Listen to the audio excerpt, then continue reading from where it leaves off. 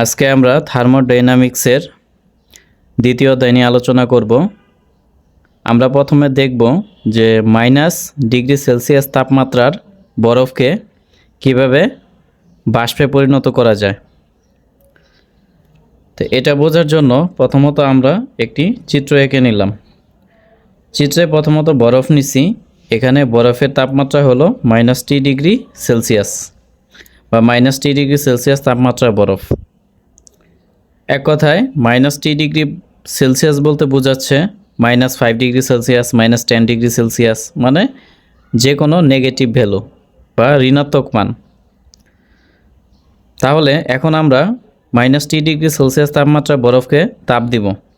তো তাপ প্রদান করলে এর তাপমাত্রা আস্তে আস্তে বৃদ্ধি পাবে। বৃদ্ধি পেতে পেতে একসময় 0°C তাপমাত্রার পৌঁছাবে। সেক্ষেত্রে 0°C তাপমাত্রা বরফে পরিণত হয়ে যাবে। তারপরে তাপের পরিমাণ আরও বৃদ্ধি করলে তাপমাত্রা আস্তে আস্তে বৃদ্ধি পাবে। একসময় 0°C তাপমাত্রা বরফ 0°C তাপমাত্রার পানিতে পরিণত হয়ে যাবে। পরবর্তীতে তাপের পরিমাণ আরও বৃদ্ধি করলে তাপমাত্রা বৃদ্ধি পাবে। সেক্ষেত্রে 0°C তাপমাত্রা বরফ আস্তে আস্তে 100°C তাপমাত্রা পানিতে পরিণত হবে। তাপের পরিমাণ আরও বৃদ্ধি করলে তাপমাত্রা বৃদ্ধি পাবে। তাপমাত্রা বৃদ্ধির ফলে একসময় 100°C তাপমাত্রার পানি 100°C তাপমাত্রার বাষ্পে পরিণত হয়ে যাবে। এখন -T°C তাপমাত্রা বরফকে যখন 0°C তাপমাত্রার বরফে পরিণত করা হয়েছে, এক্ষেত্রে তাপমাত্রার পরিবর্তন ঘটছে। যখন তাপমাত্রা পরিবর্তন ঘটবে তখন তাপের পরিমাণ হবে ms∆T। তারপরে 0°C তাপমাত্রা বরফকে যখন 0°C তাপমাত্রা পানিতে পরিণত করা হয়েছে, এক্ষেত্রে অবস্থার পরিবর্তন ঘটছে। এক কথায় বরফ থেকে পানিতে পরিণত হয়েছে, অবস্থার পরিবর্তন ঘটেছে। তো সেই ক্ষেত্রে তাপের পরিমাণের সূত্র হবে H=ml। আবার 0°C তাপমাত্রা পানিকে যখন 100°C তাপমাত্রার পানিতে পরিণত করা হয়েছে, এক্ষেত্রে অবস্থা ঠিক আছে কিন্তু তাপমাত্রা পরিবর্তন ঘটছে। এখানে 0°C আর এখানে 100°C। এক্ষেত্রে সূত্র হবে আবার আগের মতো, মানে 1 নম্বরের মতো, তাপ =ms∆T। আবার যখন 100°C তাপমাত্রার পানি 100°C তাপমাত্রার বাষ্পে পরিণত হয়েছে, এক্ষেত্রে তাপমাত্রা 100ই আছে কিন্তু অবস্থার পরিবর্তন ঘটছে, পানি থেকে বাষ্পে পরিণত হয়ে গেছে।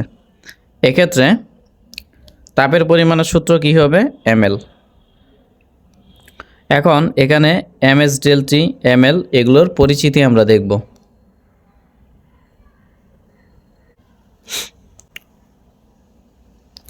তাহলে প্রথমত তাপমাত্রা পরিবর্তন না হলে তাপের পরিমাণের সূত্র হবে ml। এক কথায় অবস্থার পরিবর্তন ঘটলে ml।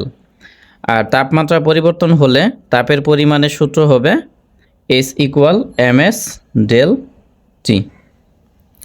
এখন এখানে m হলো ভর আর ∆T হলো তাপমাত্রার পরিবর্তন। এক কথায় বেশি তাপমাত্রা থেকে কম তাপমাত্রার বিয়োগফল। তারপরে L হলো সুপ্ত তাপ। এক কথায় আমরা যখন পদার্থকে এক অবস্থা থেকে আরেক অবস্থায় রূপান্তরিত করব, এক্ষেত্রে সুপ্ত তাপ কাজ করবে। তাহলে বরফ গলনের জন্য সুপ্ত তাপ হলো 80 ক্যালোরি/গ্রাম। এক কথায় আমরা যখন পানিকে বরফ থেকে তরলে রূপান্তর করব, এক্ষেত্রে L বা সুপ্ত তাপের মান কত হবে? 80 ক্যালোরি/গ্রাম। আর পানির বাষ্পীভবনের জন্য সুপ্ত তাপের মান হবে 540 ক্যালোরি/গ্রাম। এক কথায় আমরা যখন পানিকে তরল থেকে বাষ্পে পরিণত করব, সেক্ষেত্রে সুপ্ত তাপের পরিমাণ হবে 540 ক্যালোরি/গ্রাম। মানে 1 গ্রাম পানির জন্য বা 1 গ্রাম পানিকে বাষ্পে পরিণত করতে 540 ক্যালোরি তাপের প্রয়োজন হবে। এখন এখানে যা দেখলাম এটা হলো CGS পদ্ধতি। C মানে সেন্টিমিটার, G মানে গ্রাম, আর এস মানে সেকেন্ড। সিজিএস পদ্ধতিতে তাপের পরিমাপের একক ক্যালোরি। যদি আমরা আন্তর্জাতিক পদ্ধতিতে হিসাব করি, এক কথায় এসআই পদ্ধতিতে হিসাব করি, এক্ষেত্রে এল এর মান বরফ গলনের জন্য হবে 335 কিলো জুল পার কেজি এবং পানির বাষ্পীভবনের জন্য হবে 2257 কিলো জুল পার কেজি। তারপরে এস হলো আপেক্ষিক তাপ। আপেক্ষিক তাপ কাকে বলে? যে কোনো একটা পদার্থের তাপমাত্রা বৃদ্ধির জন্য যে তাপ ক্রিয়া করে বা যে তাপের ভূমিকা থাকে সেটাই হলো আপেক্ষিক তাপ। বরফের জন্য আপেক্ষিক তাপ 0.5 ক্যালোরি পার গ্রাম ডিগ্রি সেলসিয়াস এবং পানির জন্য 1 ক্যালোরি পার গ্রাম ডিগ্রি সেলসিয়াস। এক কথায় এখানে ক্যালোরি গ্রাম সিজিএস পদ্ধতিতে দেওয়া আছে। যদি আমরা এসআই এককে নেই তাহলে এস এর মান বরফের জন্য হবে 2100 জুল পার কেজি কেলভিন এবং পানির জন্য হবে 4200 জুল পার কেজি কেলভিন। এখন আমরা এই নিয়মে একটি অঙ্ক দেখব। -10 ডিগ্রি সেলসিয়াস তাপমাত্রার 5 কেজি বরফকে 100 ডিগ্রি সেলসিয়াস তাপমাত্রার বাষ্পে পরিণত করতে কী পরিমাণ তাপের প্রয়োজন? পরীক্ষায় সাধারণত দুটি পদ্ধতিতে অঙ্ক করতে হয়, একটি হলো সিজিএস পদ্ধতি আর একটি হলো এসআই পদ্ধতি। তাহলে প্রথমত এই অঙ্কটি আমরা এসআই পদ্ধতিতে দেখব, পরবর্তী অঙ্কটি আমরা সিজিএস পদ্ধতিতে দেখব। এখন এসআই পদ্ধতিতে তাপের একক কি? এসআই পদ্ধতিতে তাপের একক হলো জুল। আচ্ছা, তাহলে আমাদের প্রথম কাজ কি?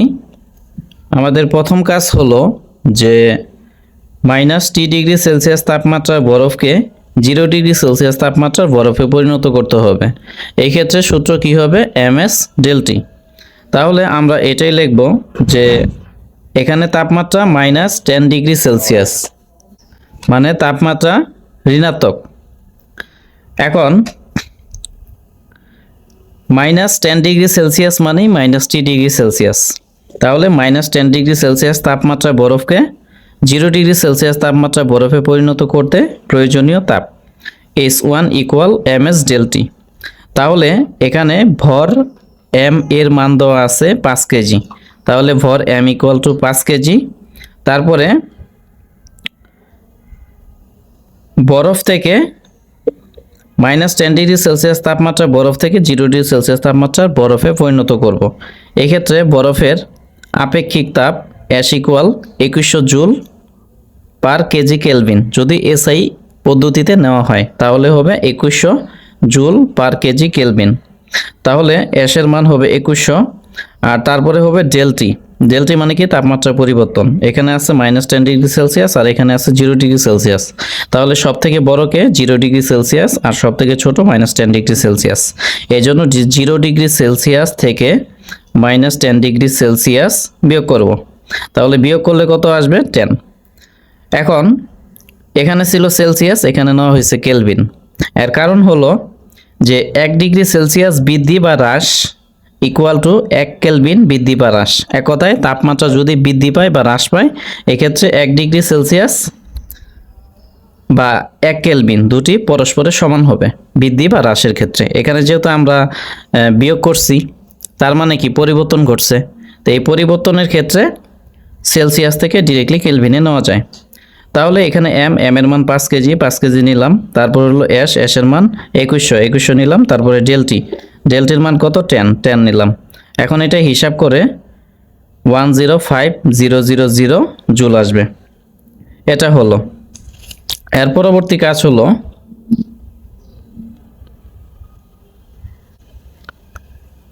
তাহলে প্রথমত আমরা -T ডিগ্রি মানে -10 ডিগ্রি সেলসিয়াস তাপমাত্রা বরফকে 0 ডিগ্রি সেলসিয়াস তাপমাত্রা বরফে পরিণত করছি। এখন 0 ডিগ্রি সেলসিয়াস তাপমাত্রা বরফকে 0 ডিগ্রি সেলসিয়াস তাপমাত্রা পানিতে পরিণত করব। তাহলে আমরা লিখব যে 0 ডিগ্রি সেলসিয়াস তাপমাত্রা বরফকে 0 ডিগ্রি সেলসিয়াস তাপমাত্রার পানিতে পরিণত করতে প্রয়োজনীয় তাপ। যেহেতু এখানে বরফ থেকে পানিতে পরিণত করা হয়েছে, তার মানে অবস্থার পরিবর্তন ঘটছে। সেক্ষেত্রে সূত্র কি হবে? H2 ইকুয়াল ml, মানে তাপের পরিমাণ হবে H2 ইকুয়াল ml। তাহলে H2 ইকুয়াল ml লিখলাম। এখন m এর মান কত? 5 কেজি, 5 কেজি দিলাম। আর l হলো বরফ গলনের সুপ্ত তাপ। তো বরফ গলনের সুপ্ত তাপ L ইকুয়াল কত হবে? আমরা জানি SI এককের ক্ষেত্রে L এর মান 335,000 জুল পার কেজি। এটা হলো SI এককের ক্ষেত্রে L এর মান এটা। আচ্ছা, তাহলে L এর মান এখানে বসাই দিব, এটা এবং এটা হিসাব করব। হিসাব করে 1675000 জুল আসবে। তাহলে এখন আমরা কি করব? 4টি তাপ পাইছি, এই 4টি তাপকে যোগ করে দিব। তাহলে লিখব যে শুরু থেকে শেষ পর্যন্ত -10 ডিগ্রি সেলসিয়াস তাপমাত্রা বরফকে, এক কথায় -T ডিগ্রি সেলসিয়াস তাপমাত্রা বরফকে 100 ডিগ্রি সেলসিয়াস তাপমাত্রা বাষ্পে পরিণত করে তাপের পরিমাণ। তাহলে কি হবে? S1 যোগ S2 যোগ S3 যোগ S4। তো এটাই লিখব যে -10 ডিগ্রি সেলসিয়াস তাপমাত্রার বরফকে 100 ডিগ্রি সেলসিয়াস তাপমাত্রা বাষ্পে পরিণত করতে প্রয়োজনীয় তাপ S equal H1 plus H2 plus S3 plus S4। তাহলে এখানে প্রত্যেকটার মান বসাই দিব। বসাই দেওয়ার পর সবগুলা হিসাব করব। হিসাব করে এটা আসবে এত জুল, মানে 1516500 জুল আসবে। এখন পরীক্ষায় প্রশ্নে থাকতে পারে যে জুল থেকে ক্যালোরিতে কনভার্ট করো। তাহলে আমরা জানি যে 1 calorie is equal to 4.2 joule. তার মানে 1 ক্যালোরিতে 4.2 জুল হয়, মানে ক্যালোরি থেকে যখন জুলে আসবো তখন মান বৃদ্ধি পাবে। তাহলে জুল থেকে যদি ক্যালোরিতে আসি, এই ক্ষেত্রে মান হ্রাস পাবে। সেক্ষেত্রে আমরা 4.2 ভাগ করে দিব। তাহলে 3610714.29 জুল আসবে। এটাই উত্তর। এখন আমরা সিজিএস পদ্ধতিতে দ্বিতীয় নিয়মটি দেখব। প্রথমে একটা উদাহরণ নেই। এখানে বলা হয়েছে যে -10 ডিগ্রি সেলসিয়াস তাপমাত্রার 5 গ্রাম বরফকে 0 ডিগ্রি সেলসিয়াস তাপমাত্রার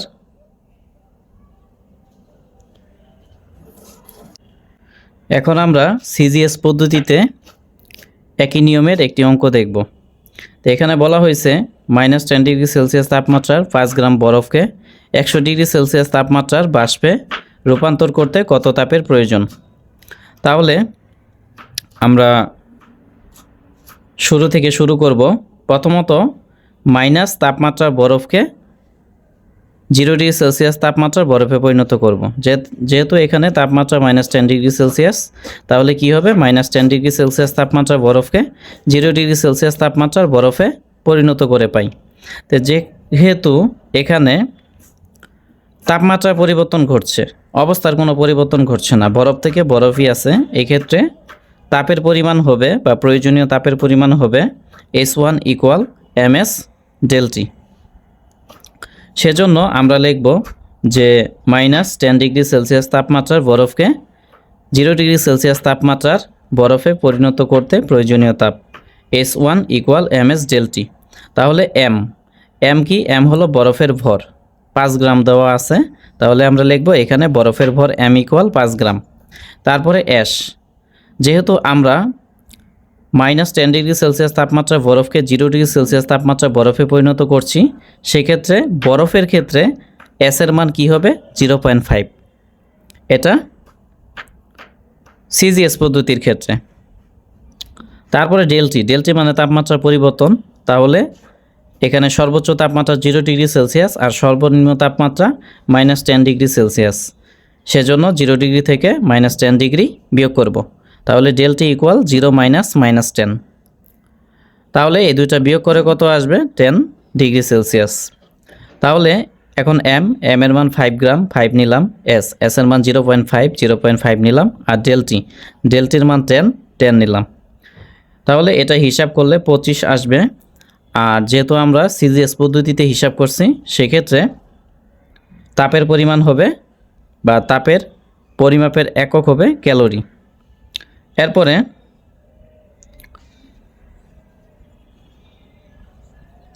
0°C তাপমাত্রা বরফকে 0°C তাপমাত্রা পানিতে পরিণত করব।